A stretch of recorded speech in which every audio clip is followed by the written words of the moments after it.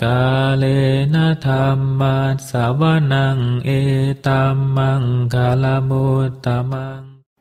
Penuturan syair Dhammapada di video ini ditujukan untuk kita renungkan.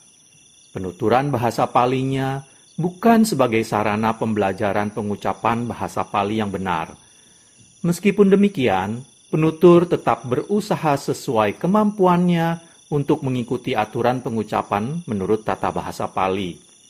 Namun dengan segala kerendahan hati, penutur memohon maaf atas kesalahan yang terjadi, baik dalam pengucapan maupun dalam pelantunan bahasa Pali dari bait-bait Dhammapada ini.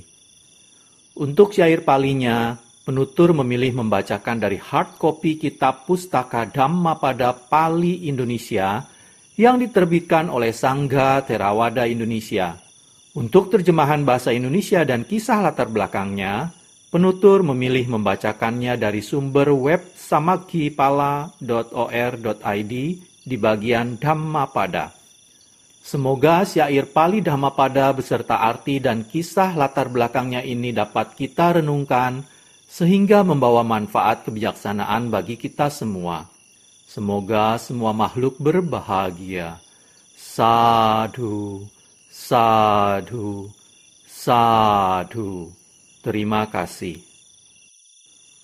Namo tassa bhagavato arahato samma sambuddhassa. Namo tassa bhagavato arahato samma sambuddhassa. Namo tassa bhagavato arahato samma sambuddhassa. Pembacaan bait-bait Dhammapada beserta arti dan kisah latar belakang dibabarkannya bait tersebut oleh Buddha Gautama. Pandita Waga, kelompok bait tentang orang bijaksana. Bait 79. Dhamma piti sukhang seti vipassanena cetasa ariyappavedite dhamme sadaramati pandito. Bait 79. Artinya, ia yang mengenal Dhamma akan hidup berbahagia dengan pikiran yang tenang. Orang bijaksana selalu bergembira dalam ajaran yang dibabarkan oleh para Arya. Kisah latar belakang dibabarkannya bait 79 Pandita Waga oleh Buddha Gautama. Kisah Mahakappina Thera. Mahakappina adalah raja dari Kungkutawati. Ia mempunyai seorang permaisuri bernama Anoja. Ia juga memiliki 1.000 orang menteri yang membantu kelangsungan pemerintahan. Suatu hari, raja bersama 1.000 orang menteri pergi ke taman. Di sana mereka bertemu dengan beberapa pedagang dari Sawathi. Mendengar tentang Buddha, Dhamma, dan Sangha dari para pedagang, raja dan menteri-menterinya segera pergi ke Sawathi. Pada hari itu, Ketika Sang Buddha mengamati dunia dengan kemampuan batin luar biasanya, beliau melihat bahwa Mahakapina dan para menterinya sedang dalam perjalanan menuju Sawathi. Beliau juga mengetahui bahwa mereka dapat mencapai tingkat kesucian arahat. Sang Buddha pergi ke suatu tempat yang jauhnya 120 yojana dari Sawathi untuk menemui mereka.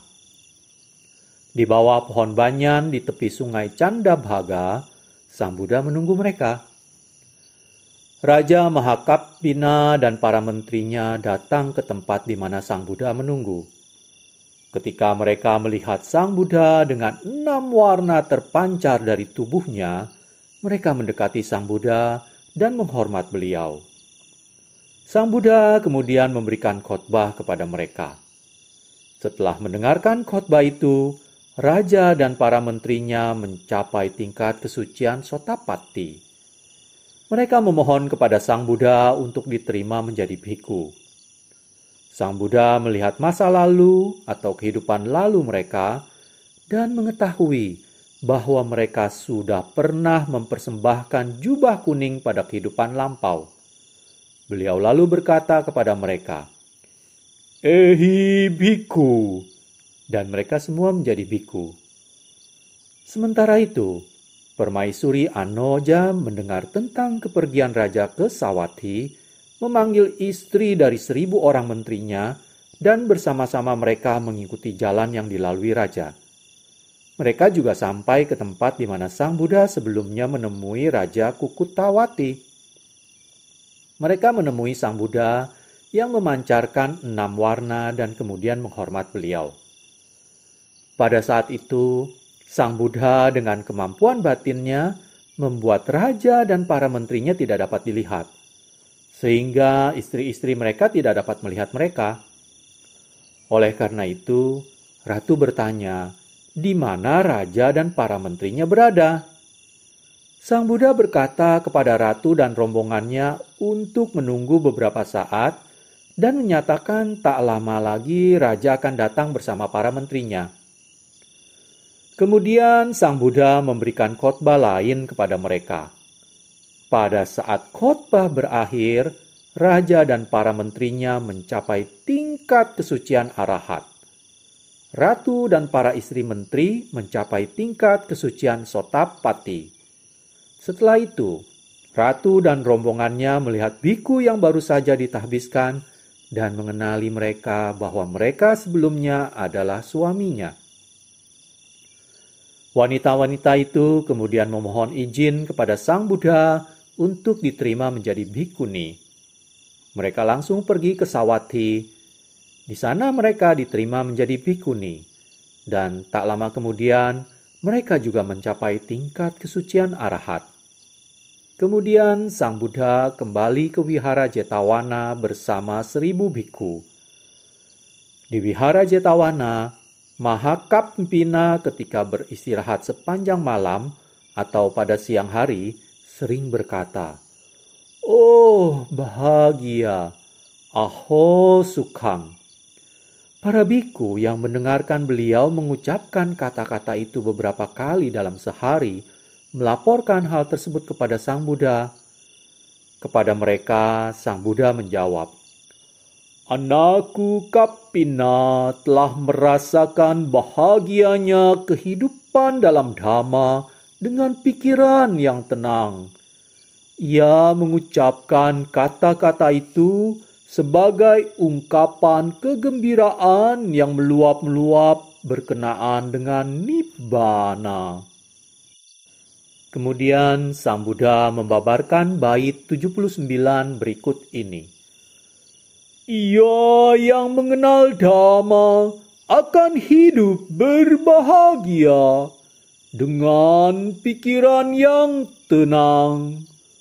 Orang bijaksana selalu bergembira dalam ajaran yang dibabarkan oleh para Arya." Kalena dhammat savanang etammang kalamuttamaṃ